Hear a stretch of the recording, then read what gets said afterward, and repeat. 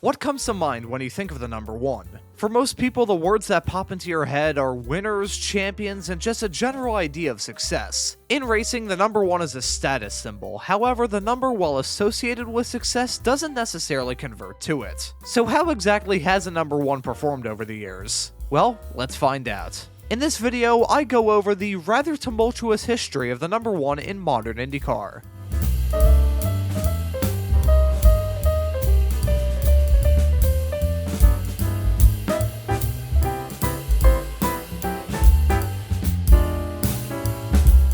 Now, when I say modern, I'm talking about the history of the Indy Racing League and reunified IndyCar. This is simply chronicling the seasons from 1996 through to the end of 2024. This also discounts any seasons run by CART, Champ Car, USAC, and the AAA. With that brief notice out of the way, let's get into this.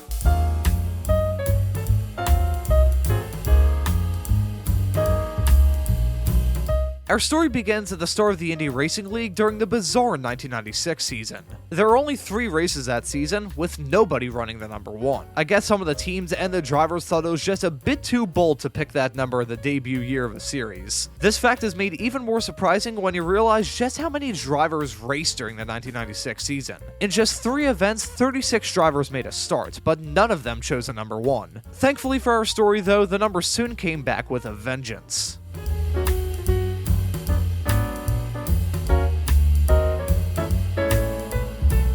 It's very fitting that this story of weirdness began with a co-champion picking the number. The driver in question was Scott Sharp, who drove the number one for AJ Foyt heading into the 1996-97 season. However, he was far from the only driver in the number one that year. Scott Sharp started his title defense season in very inconsistent fashion, winning the season opening race in New Hampshire, finishing 4th at Walt Disney World, and DNFing in the 2nd and 4th races of the year. Then came the Indy 500, where the whole number one team quickly went to hell. Scott first crashed on May 7th and then again on May 9th. In the May 9th crash, Sharp was heavily concussed and actually knocked unconscious. Because of his injuries, he was taken out of the car for the foreseeable future. AJ Foyt then tried to draft John Andretti into the team to replace him. However, his NASCAR obligations took him out of the conversation. Sports car ace and IndyCar sophomore Johnny O'Connell was then drafted in as a replacement, but he too was injured in a crash just a few days later. At this point, it was looking like AJ Foyt would just withdraw the number one car, with AJ even saying that he wasn't going to hire another replacement driver. But on bump day, he reversed that decision. Paul Durant, who had only started 2 races in IndyCar before then, was drafted in at 11:30 a.m. on bump day. 47 minutes later, he got into the car, and 48 minutes after that, Durant had put the number one car safely into the field for the 1997 Indy 500. Durant would start the race in last, however, thanks to chaos in the race and even a little bit of chaos before it for that matter, he was going along quite nicely, running as high as 8th.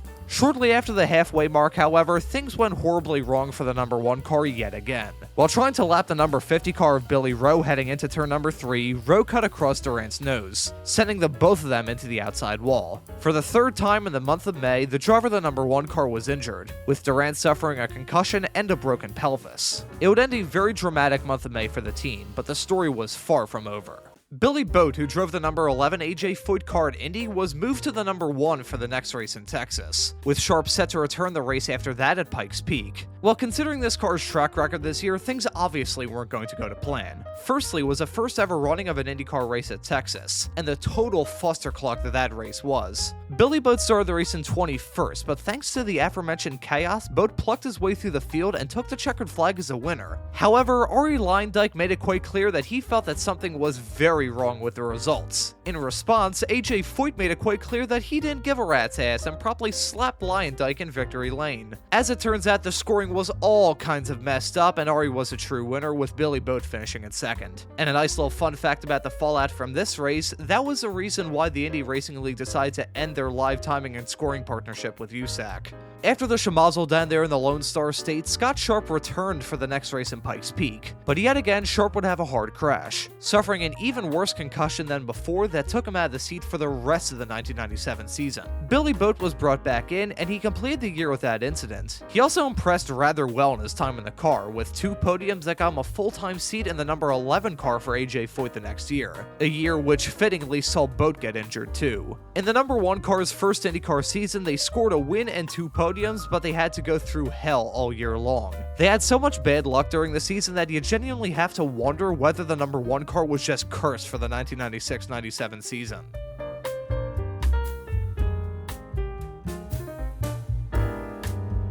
AJ Foyt justifiably abandoned the number 1 car for 1998, but reigning champions Team Menard and Tony Stewart happily took it for themselves. Thankfully for Tony, there were far less injuries for him this year compared to the Foyt drivers the year prior. However, the year still was not a bed of roses. Tony started the year with a win at Walt Disney World and a second-place run at Phoenix. He would follow this up with 2 DNFs in a row and a win at New Hampshire. 2 more DNFs and 1 more podium followed in a year where Tony finished 3rd in the championship. Unlike the struggles that Foyt had faced with the number 1 car in 1997, the reason for Tony's struggles in 1998 are a bit more clear. Tony had his sights on NASCAR, and signed a deal to drive for Joe Gibbs Racing full-time in the NASCAR Cup Series starting in 1999. He went on to do okay in his NASCAR adventures, getting 3 championships and 49 wins, but he never ran the number 1 car in Cup, and maybe it's because he learned his lesson in IndyCar.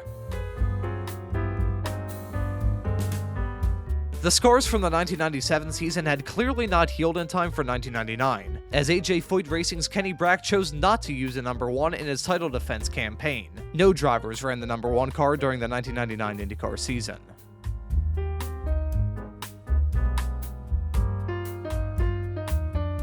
For the second time, the number 1 returned to Team Menard, this time for reigning series champion Greg Ray. Ray's 2000 season was an odd one to be sure, and really deserves its own video. But because this video isn't that video, here's a real nice summary. While he did win in Atlanta and grabbed a staggering 6 poles in just 9 races, he also DNF'd 5 times, and that aforementioned win was his only top 5 result all season. Ray would finish the season 13th in the championship, which was still his second best year in the series. However, it was still another upsetting year for a driver in the number 1 car.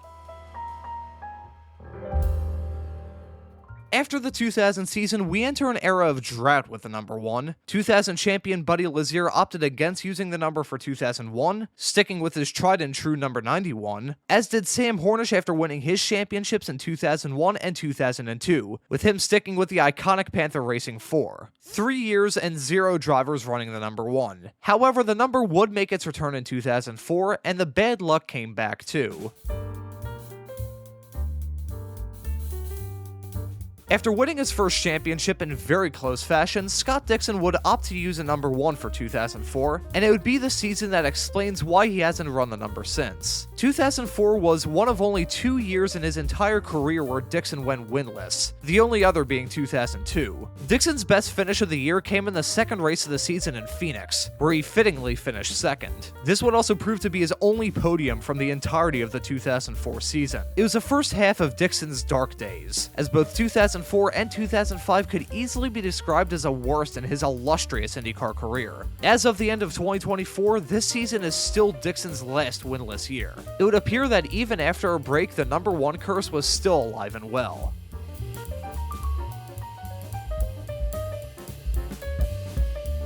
Dixon's troubled 2004 season really killed off the tradition of picking the number 1 as a reigning champion, at least for quite some time. We now enter the dark era of drivers using the number 1. And to exemplify that, first came 2005, where nobody decided to run it. However, the number would return the following year.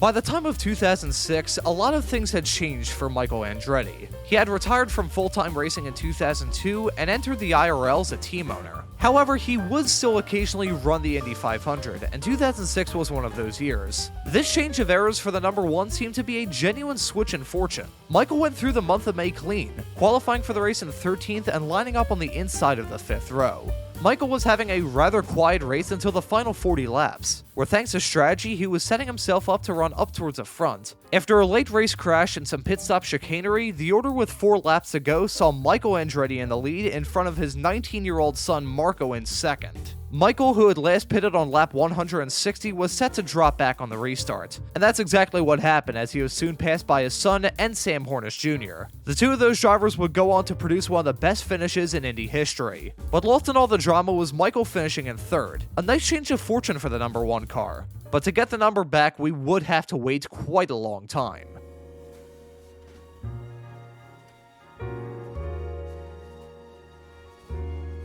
As the IndyCar reunification came in 2008 and the old IR05 chassis was retired, nobody used the number 1. From Michael's run at Indy in 2006 all the way through to the end of the 2012 IndyCar season, there was not a single driver who used it. However, after a break of over 6 years, the number came back to the team, and it came back to a reigning champion.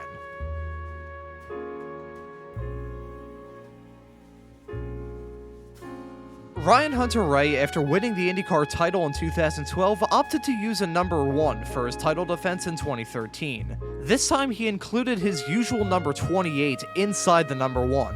Maybe this little bit of a graphical tweak would ward off the demons that affected drivers in the past. Well, as it turns out, that's not the case, but the year was still one of the best we've talked about thus far. Hunter-Reay grabbed 2 wins and another 4 podiums. However, he still suffered from inconsistent form all season long, which led to a 7th place points finish. The year wasn't atrocious though, and it appeared to kickstart a number 1 car renaissance.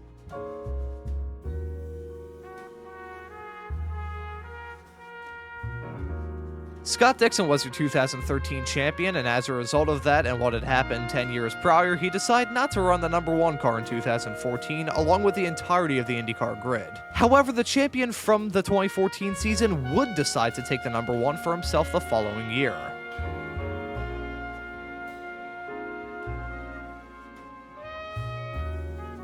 It was Will Power who would now pilot the number 1 Verizon Penske car in 2015, where he had a rather okay year. Certainly the best of the seasons we've covered thus far. However, despite it being one of the best, Power still had a pretty up and down year. After finishing 2nd in the season opening Grand Prix of St. Pete, he followed it up with a still not bad 7th at the chaotic race in New Orleans, and a terrible run in Long Beach where he finished in 20th. But then things took a turn for the better as he scored 2 4th place finishes and a win at the IMS road course, followed by a 2nd place run at the Indy 500.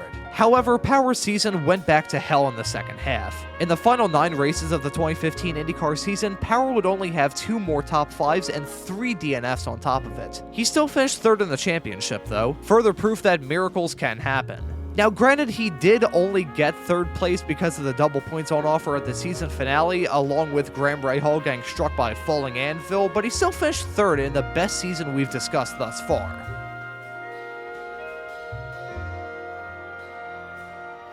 Once again, Scott Dixon was a champion, so it should come as a shock that no driver or team would use a number 1 in 2016. But once a number came back in 2017, it would find itself having the best season by a fairly wide margin. Simon Pagenaud's 2017 season really deserves its own video, as he put together a great year that nearly got him back-to-back championships. Even though Pagenaud only scored 2 wins, those being at Phoenix and Sonoma, Simon was militarily consistent from start to finish, as he only had 2 finishes outside the top 10 for the entirety of the season and only 4 finishes outside the top 5. Just 13 points separated himself and Joseph Newgarden at season's end, with Newgarden claiming his first IndyCar championship. Had just a few different things gone his way, Pagenaud would have become the first back-to-back champion since Dario Franchitti in 2009, 2010, and 2011. It was still a fantastic season, far better than the other number 1 misadventures, and worlds better than his teammates' escapades the following year.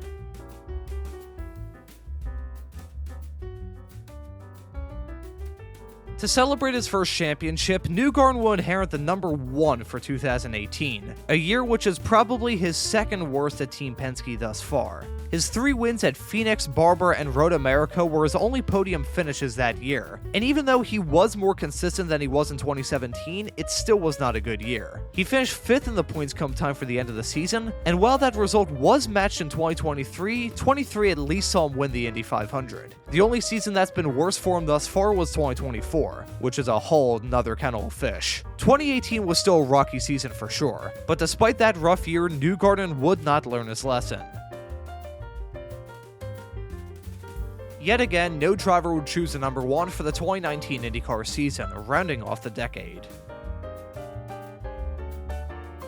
Now we head into the 2020s, and once again it was Joseph Newgarden in the number 1. This season though was worlds better than 2018, as Joseph scored 4 wins and finished 2nd in the championship. Some may say that's a strong contender for the best season thus far, and while I will say it is one of the best, I would still put Pagenaud's 2017 ahead of it. Newgarden had a pretty rocky start to the year, was a bit more inconsistent, and lost out on the championship to Scott Dixon. Running through to the start of the 2025 IndyCar season, this was the last time that a reigning champion chose to use the number 1. However, it's not the last we've seen of it just yet.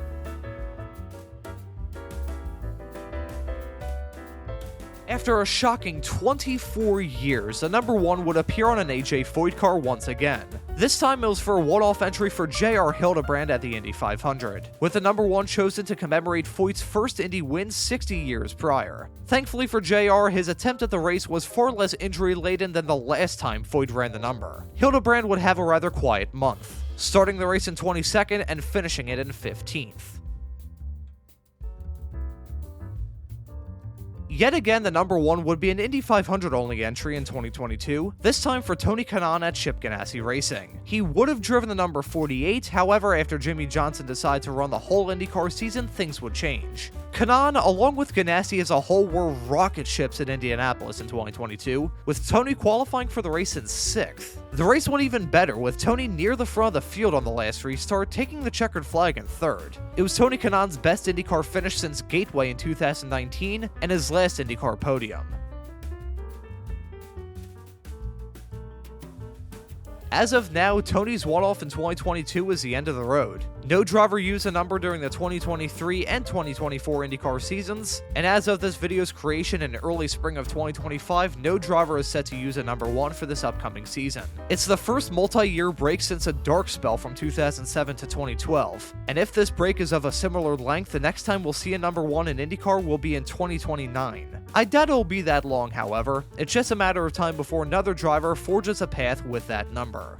Three Dog Night once famously said that 1 is the loneliest number that you'll ever do, and in the world of IndyCar, that is surprisingly true. Over the past 29 years, we have only seen the number 1 in 12 seasons, with 3 of those years seeing it as a one-off entry. Maybe there's just a curse with the number 1, the racing gods seeing it as a sign of cockiness. But whatever the reason may be as to why this is the case, there's no doubt that the number 1 has a wild story in the world of IndyCar, a story that will continue on with every passing year. Thank you all for watching and have a great afternoon.